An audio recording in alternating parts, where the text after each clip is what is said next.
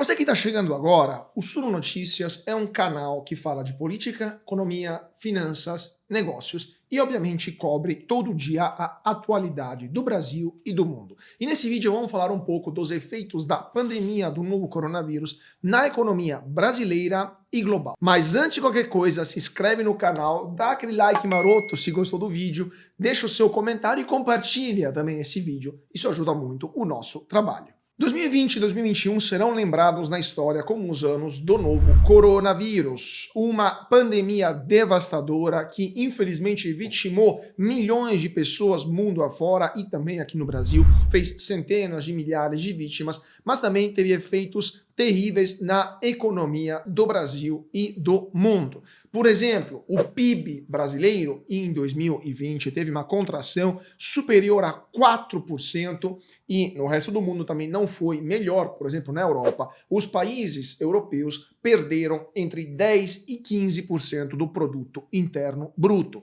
Por outro lado, sempre aqui no Brasil, o dólar, o câmbio entre real e dólar, aumentou 40%, passando de mais ou menos R$ 4 entre o final de 19, quando o vírus começou a ser detectado na China, e o começo de 20, para quase R$ 6 ao longo de 2020. Então, uma alta expressiva do câmbio com a moeda norte-americana. A Bolsa, por sua vez, em março, teve um dos piores meses do ano, uma das piores crises de sua história desde 1929, uma queda de quase 50% em poucos dias. Para vocês terem uma ideia, somente em março ocorreram 6 circuit breaker, ou seja, quando a bolsa para, quando tem um excesso de baixa, para por uma hora quando cai 10% e para por tempo indeterminado quando cai mais 5%. A bolsa fez isso 6 vezes em 8 pregões. Na história da Bolsa de Valores do Brasil, a Bolsa de Valores de São Paulo, isso aconteceu 24 vezes. Então, um quarto delas aconteceu em poucos dias em março. Para também vocês terem uma ideia, em fevereiro a Bolsa estava por volta de 120 mil pontos, já no final de março estava por volta de 62 mil pontos. Então, uma queda de quase 50% nas cotações do Ibovespa, que é o principal índice da Bolsa de Valores de São Paulo. Obviamente, a Bolsa brasileira não foi a única que caiu de forma tão expressiva. No mundo inteiro também tivemos quedas muito importantes. Lá em Nova York também, pior crise desde 1929.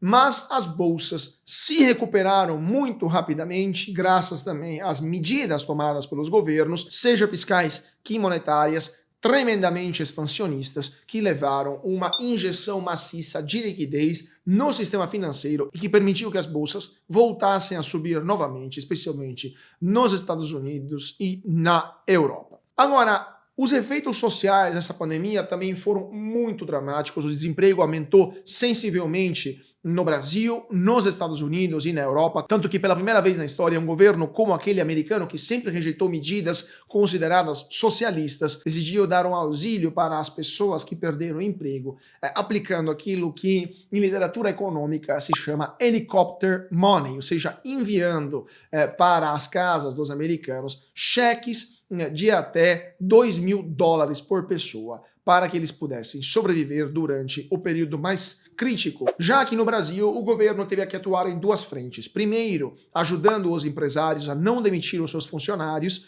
e isso foi feito pagando a parte da folha salarial com uma redução na carga horária dos trabalhadores que não eram assim demitidos. E o governo também criou o auxílio emergencial, chamado Corona Voucher, que deu de R$ 600 até R$ 1.200 por pessoa para ajudar a superar também a fase mais crítica da pandemia. Foram 6 parcelas de auxílio emergencial que duraram até o final de 2020, que foram criadas novamente. O programa foi renovado em 2021, mas com valores muito mais baixos. Um programa que chegou a beneficiar quase 65 milhões de brasileiros. Sobre o perfil da inflação, no Brasil tivemos uma inflação muito baixa em 2020, também causada pela queda do PIB, pela contração dos consumos. Isso também permitiu que o Banco Central reduzisse a taxa de juros muito rapidamente, passando de 6,5% para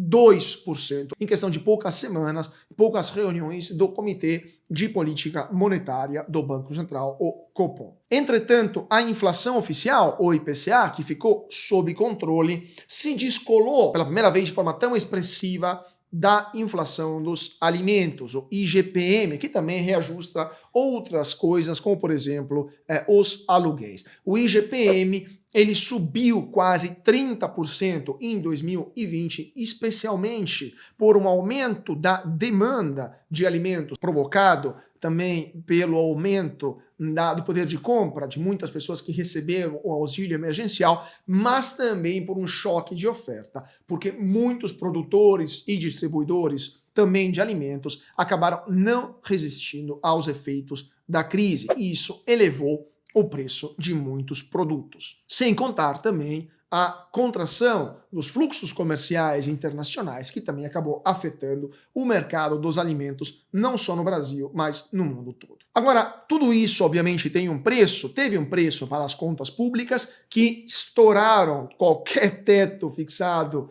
pelo governo ou por autoridades monetárias, e foi criado o chamado orçamento de guerra, um orçamento paralelo, justamente para evitar os efeitos políticos de um teto de gastos estourado, e esse orçamento paralelo, orçamento de guerra, permitiu que o governo tivesse munições fiscais para poder levar adiante os seus planos, os seus programas sociais, como, por exemplo, o auxílio emergencial. Entretanto, esse orçamento paralelo acabou criando dívida, acabou aumentando a dívida pública, que chegou no final de 2020 a 90% do PIB, um nível extremamente elevado por um país de renda média como é o Brasil. Agora, analisando os vários setores, os impactos da pandemia nos vários setores, tivemos um setor industrial que acabou sofrendo menos do que outros setores econômicos, porque de fato a indústria nunca parou, e tivemos também alguns efeitos colaterais da pandemia, como por exemplo um verdadeiro mini boom imobiliário, com muita gente que saiu das grandes cidades, foi morar no interior, foi morar em casas de campo, foi morar fora dos centros urbanos e acabou reformando seu imóvel ou construindo novos imóveis. Muita gente também reduzindo os consumos, aumentou a taxa de poupança e acabou decidindo por investimentos em ativos imobiliários. E isso obviamente levou para o alto os preços dos imóveis e também impulsionou o setor imobiliário. Muita gente também comprou veículos de transporte, comprou carros, para evitar os transportes públicos, que, segundo muitas pesquisas, são um dos principais vetores do contágio. E isso levou também ao aumento da produção do setor metal-mecânico, metalúrgico, e aumento dos preços também dos veículos, dos carros, que todos perceberam nas concessionárias. Por outro lado, um setor que sofreu duramente esta pandemia foi o setor dos serviços, shoppings, restaurantes, barzinhos, botecos, cinemas, baladas, tudo fechado, assim como os hotéis, o turismo também sofreu tremendamente a pandemia de coronavírus, porque basicamente as atividades foram para zero de um dia para o outro. Muitos locais, muitos bares, restaurantes, baladas, muitos hotéis quebraram de fato, fecharam as portas definitivamente, e também o comércio de rua, as lojas da rua, por exemplo, de roupas ou de outros produtos, sofreram e muitos não resistiram à crise do coronavírus. Por outro lado, as exportações brasileiras mostraram um certo vigor, as commodities aumentaram suas cotações internacionais, o minério de ferro, por exemplo, foi uma das estrelas entre as commodities, o petróleo também acabou subindo no final de 2020, após ter conhecido pela primeira vez na história preços negativos entre abril e maio, algo inconcebível, né? Preço do petróleo negativo até poucas semanas antes. Mas também a soja teve um aumento significativo em sua cotação, entre outras commodities que também registraram alta em seu preço internacional. E por último, quais foram os vencedores desta pandemia de coronavírus, se de vencedores podemos falar? Foram os serviços online, foram os serviços que utilizam a internet como plataforma para chegar ao público. E não estou falando somente do serviço de entretenimento, Netflix em primeiro lugar, mas também a Amazon Prime, né, a Disney Plus, entre outros. Mas também os serviços de varejo, por exemplo, né, varejo online, que teve uma verdadeira explosão, um verdadeiro boom durante a pandemia.